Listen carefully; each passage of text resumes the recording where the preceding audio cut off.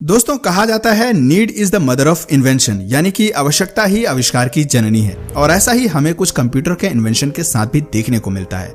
आज हम जिस कंप्यूटर को देख रहे हैं उसकी खोज सालों पहले मैथमेटिकल ऑपरेशंस के लिए किया गया था।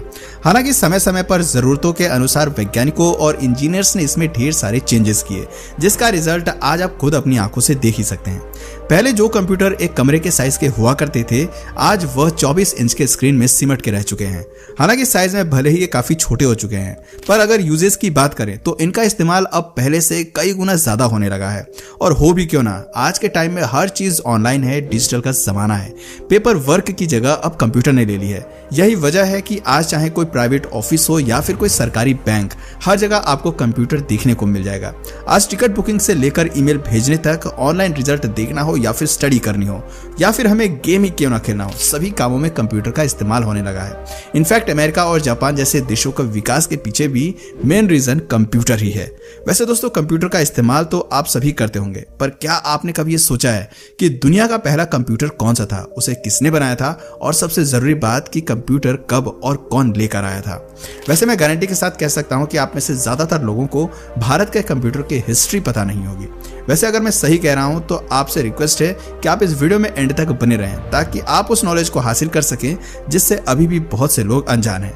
दोस्तों, सबसे पहले तो आप ये जान लीजिए कि कंप्यूटर का इतिहास आज से लगभग 3000 साल पुराना है। जी हाँ, 3000 साल पुराना। दरअसल 300 BC में चीन में बेबीलोनियंस द्वारा एक मशीन बनाई गई थी जिसका नाम एबेकस था। यह लकड़ी का एक फ्रेमवर्क था जिसमें 2 वायर लगे होते थे। ये दोनों ही वायर एक दूसरे के पैरेलल होते थे और इन वायर के ऊपर बेड के शेप के कुछ स्ट्रक्चर्स लगे होते थे जिनका यूज कैलकुलेशन करने के लिए किया जाता था। इनकी यूटिलिटी को देखते हुए आज के समय में एबेकस का यूज स्कूल में बच्चों को काउंटिंग सिखाने के लिए किया जाता है। दोस्तों, एबेकस के बाद अलग अलग समय में अलग अलग वैज्ञानिकों ने अपनी जरूरत के अनुसार डिफरेंट टाइप्स के कैलकुलेटिंग डिवाइसेस बनाए। पर अगर डिजिटल कंप्यूटर की बात करें तो इसे बनाने का श्रेय फ्रांस के ग्रेट मैथमेटिशियन ब्लेसी पास्कल को जाता है। उनके द्वारा 1642 में डिजिटल कंप्यूटर का इन्वेंशन किया गया था, जिसमें नंबर लगे होते थे और उन नंबर्स को डायल करने पर किसी भी नंबर्स को आपस में ऐड किया जा सकता था। इस कंप्यूटर का इस्तेमाल एक कैलकुलेटर के रूप में किया जाता था। दोस्तों, डिजिटल कंप्यूटर के बाद बारी थी मैकेनिकल कंप्यूटर के इन्वेंशन की, और इसका इन्वेंशन साल 1822 में चार्ल्स बेबेज के द्वारा किया गया था। चार्ल्स बेबेज ने अपने इस डिवाइस को सिंपल कैलकुलेशन करने के लिए बनाया था। यह स्टीम से चलने वाली एक तरह की कैलकुलेटिंग डिवाइस थी। इस डिवाइस को बनाने के बाद 1830 में चार्ल्स बेबेज ने एक और कैलकुलेटिंग डिवाइस बनाई जिसे उन्होंने डिफरेंशियल इंजन का नाम दिया। डिफरेंशियल इंजन की हेल्प से ही सभी तरह के मैथमेटिकल ऑपरेशंस किए जा सकते थे। पर चार्ल्स बेबेज अपनी इस डिवाइस को और भी ज्यादा एडवांस बनाना चाहते थे और इसीलिए वो लगातार रात दिन एक करके उस पर काम करते रहे। लेकिन शायद होने को कुछ और ही मंजूर था। 79 साल की एज में 1871 में चार्ल्स बेबेज की अचानक मौत हो जाती है। चार्ल्स बेबेज के मरने के 40 साल बाद 1888 में चार्ल्स बेबेज के बेटे हेनरी बेबेज अपने पिता के काम को आगे बढ़ाते हैं और 1937 में पहला जनरल मैकेनिकल कंप्यूटर बनाकर तैयार कर देते हैं, जिसका नाम एनालिटिकल इंजन रखा गया। दोस्तों, ये कंप्यूटर अब तक के बनाए गए सभी कंप्यूटर से अलग और खास था। ये लगभग हर तरह की मैथमेटिकल प्रॉब्लम्स को सॉल्व कर सकता था। इसके अलावा ये कंप्यूटर इंफॉर्मेशंस को परमानेंट मेमोरी के रूप में स्टोर भी कर सकता था। यानी ये कंप्यूटर पूरी तरह मॉडर्न टेक्नोलॉजी से इक्विप था। आगे चलकर इसी को आधार बनाकर मॉडर्न कंप्यूटर्स का विकास हुआ। यही वजह है कि चार्ल्स बेबेज को फादर ऑफ कंप्यूटर कहा जाता है। दोस्तों, कंप्यूटर के इतिहास का पहला इलेक्ट्रॉनिक कंप्यूटर ABC है। ABC यानी अतानस ऑफ बेनरी कंप्यूटर। इस कंप्यूटर को लोवा स्टेट यूनिवर्सिटी के physics professor doctor John Vincent Atanasoff ने अपने ग्रेजुएट स्टूडेंट क्लिफोर्ड बेनरी के साथ मिलकर बनाया था। दोस्तों, कंप्यूटर के इतिहास में क्रांति लाने वाला कंप्यूटर ENIAC है। ENIAC यानी electronic numerical integrator and computer. अगर आप नाम से नहीं समझ पा रहे हैं तो मैं आपको बता दूं, ENIAC दुनिया का पहला programmable electronic general purpose digital computer है, जिसे 1945 में बनाया गया था। इस कंप्यूटर को डिजाइन करने और बनाने का काम US आर्मी ने किया था, इसलिए सबसे पहले इस कंप्यूटर को US आर्मी के लिए इस्तेमाल में लाया गया था। यह कंप्यूटर बड़े से बड़ा न्यूमेरिकल प्रॉब्लम सॉल्व करने में कैपेबल था। इसमें प्रोग्रामिंग के थ्रू चेंजेस भी किए जा सकते थे।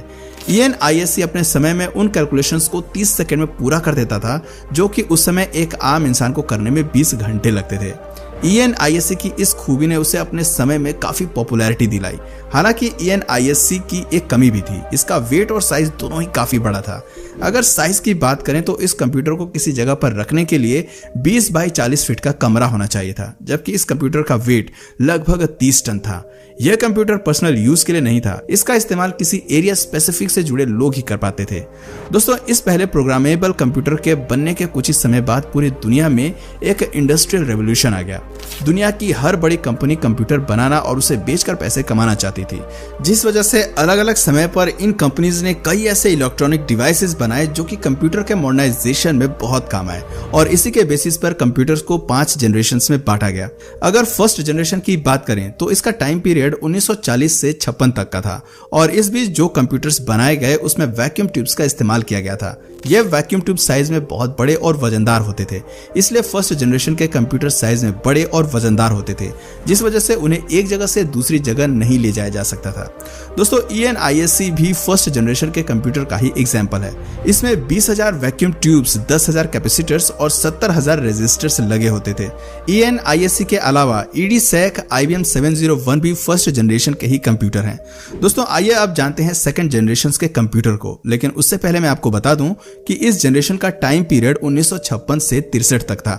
इस जनरेशन में हमें एक नई टेक्नोलॉजी देखने को मिली थी जिसका नाम ट्रांजिस्टर्स था।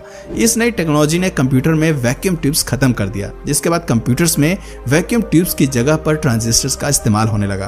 ट्रांजिस्टर्स के इस्तेमाल की वजह से कंप्यूटर का साइज पहले से थोड़ा छोटा हो गया और वजन भी कम हो गया। इसके साथ साथ कंप्यूटर की प्रोसेसिंग भी फास्ट हो गई। इस जनरेशन के कंप्यूटर में IBM 7070, फिल्को ट्रांजेक S1000 और RCA 501 का नाम शामिल है। इन सभी कंप्यूटर्स में TX0 ट्रांजिस्टर्स का इस्तेमाल किया गया था, जिसका इन्वेंशन 1956 में हुआ था। 1956 से 1963 तक इस तरह के कंप्यूटर काफी इस्तेमाल में लाए गए, लेकिन 1964 में एक और नई टेक्नोलॉजी सामने आती है जिसे थर्ड जनरेशन की शुरुआत माना जाता है। यह नई टेक्नोलॉजी IC यानी कि इंटीग्रेटेड सर्किट का था, जिसने कंप्यूटर से ट्रांजिस्टर्स का काम खत्म कर दिया। इससे कंप्यूटर का साइज और छोटा हो गया और साथ ही ये सेकंड जनरेशन के कंप्यूटर से और भी ज्यादा फास्ट कैलकुलेशन करने लगा।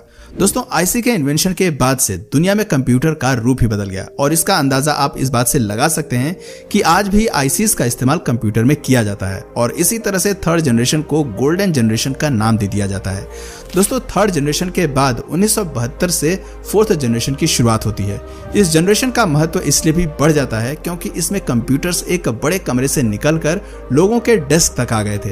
दरअसल इसी जनरेशन में माइक्रो प्रोसेसर का इन्वेंशन हुआ, जिसने कंप्यूटर को सुपर फास्ट के साथ साथ कॉम्पैक्ट और डेस्कटॉप तक ला दिया, जिस वजह से आम इंसान भी अब बहुत ही आराम से इसे खरीद सकते थे और उसका यूज कर सकते थे। इस जनरेशन के कुछ मेन कंप्यूटर्स में अल्टेयर 8800, IBM 5100 और मिक्राल का नाम आता है। दोस्तों, इसके बाद आता है फिफ्थ जनरेशन। ये जनरेशन कंप्यूटर के युग का सबसे मॉडर्न जनरेशन है, जिसकी शुरुआत हुई है साल 2010 में, लेकिन ये अभी भी चल रही है और शायद आगे भी चलती जाएगी, क्योंकि इस जनरेशन के कंप्यूटर में AI यानी कि आर्टिफिशियल इंटेलिजेंस का इस्तेमाल किया जाता है। और AI कितना पावरफुल है इसके बारे में तो आप सभी जानते ही होंगे। AI के आने के बाद से इंसान अपने लैंग्वेज में कंप्यूटर से बात कर सकता है, उसे जिस तरीके से चाहे इस्तेमाल कर सकता है।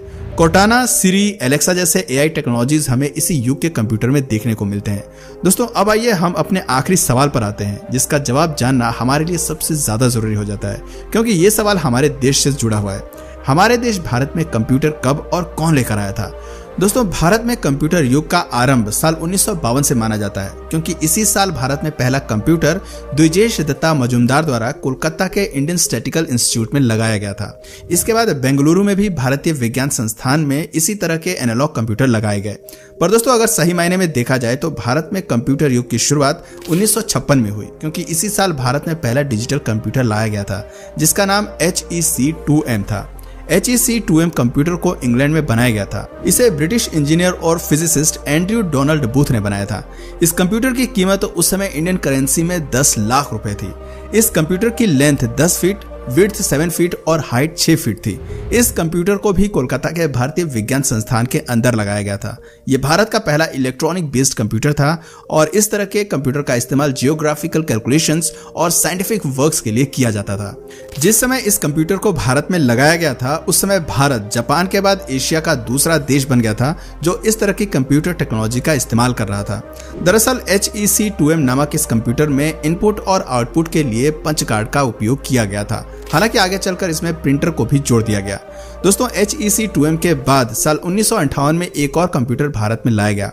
भारत ने इस कंप्यूटर को रूस से खरीदा था जो आकार में HEC2M से भी बड़ा था। इस कंप्यूटर का नाम यूरल था। भारत में HEC2M और यूरल दोनों ही कंप्यूटर का इस्तेमाल साल 1964 तक किया गया था। इसके बाद भारत में IBM कंपनी के द्वारा बनाया गया कंप्यूटर IBM 1401 को कोलकाता के इंडियन स्टैटिस्टिकल इंस्टीट्यूट में लगाया गया। ये एक प्रकार का डेटा प्रोसेसिंग कंप्यूटर सिस्टम था। इस कंप्यूटर सिस्टम को IBM कंपनी ने साल 1959 में बनाया था और बनने के 5 साल बाद ही इसे भारत में लगा दिया गया। दोस्तों साल 1966 तक भारत में जो भी कंप्यूटर इस्तेमाल में किए गए वो सब विदेशों से खरीदे गए थे, लेकिन साल 1966 में भारत की 2 इंस्टीट्यूशंस इंडियन स्टैटिस्टिकल इंस्टीट्यूट और कोलकाता की जादवपुर यूनिवर्सिटी ने मिलकर भारत का पहला स्वनिर्मित कंप्यूटर बनाया जिसका नाम ISUZU था। दोस्तों इससे पहले भारत जिन भी कंप्यूटर का इस्तेमाल करता था, फिर चाहे वो HEC2M हो या URL, ये सभी वैक्यूम ट्यूब पर बेस्ड थे, लेकिन भारत में बने ISUZU में ट्रांजिस्टर का इस्तेमाल किया गया था। भारत में बना पहला सुपर कंप्यूटर परम 8000 था। इसके बारे में तो आप डेफिनेटली जानते ही होंगे। खैर अगर नहीं जानते तो मैं आपको बता दूं कि परम 8000 को CDAC यानी कि centre for development of advance computing द्वारा साल 1991 में आर्किटेक्ट P भाटकर की टीम द्वारा डेवलप किया गया था। संस्कृत भाषा में परम का मतलब सर्वोच्च होता है और जैसा कि इसका नाम है, जब परम 8000 सुपर कंप्यूटर पूरी तरह से बनकर तैयार हुआ था उस समय यह दुनिया का सबसे पावरफुल कंप्यूटर था।